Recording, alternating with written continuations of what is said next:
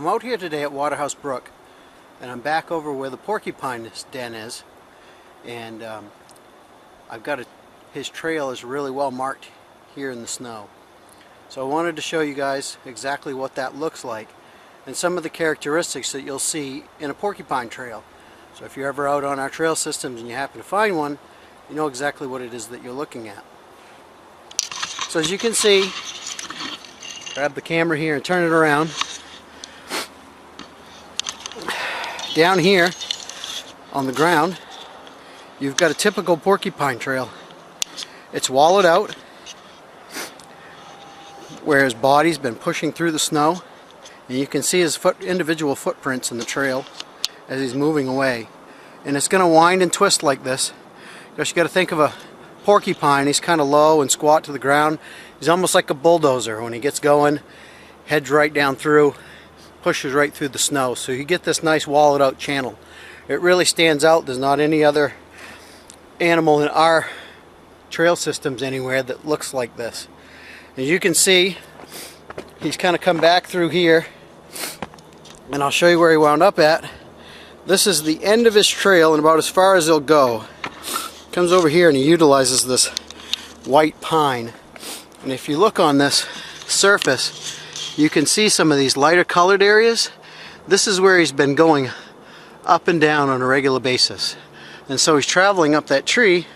He's going up there and he's nipping off branches, sunning himself, so forth, so on. So I'll head on down the trail a little bit, give you guys an idea of what it looks like.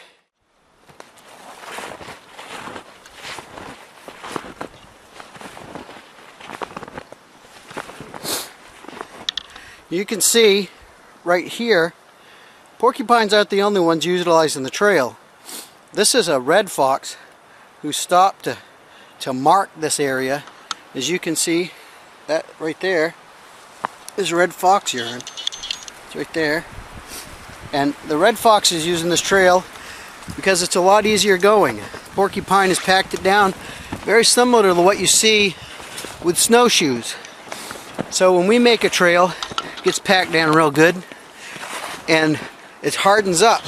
So that's what the porcupine is doing, and the other animals are starting to take advantage of it.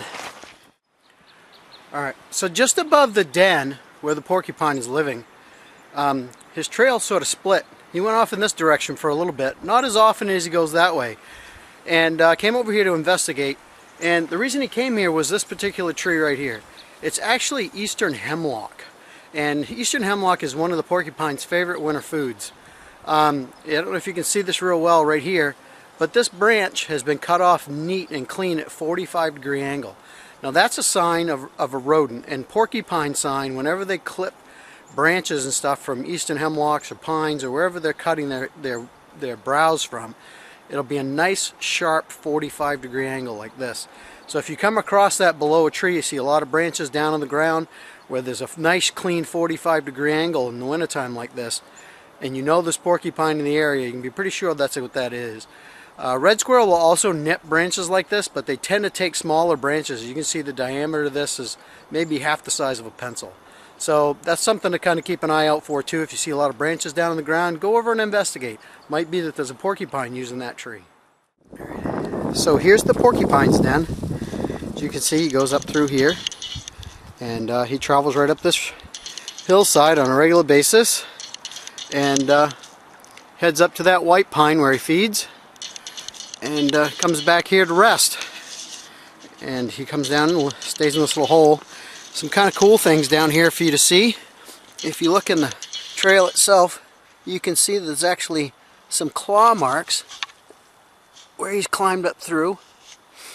And a little bit further up, get up here and get it to focus, you can see that there's actually some hairs right there in the trail.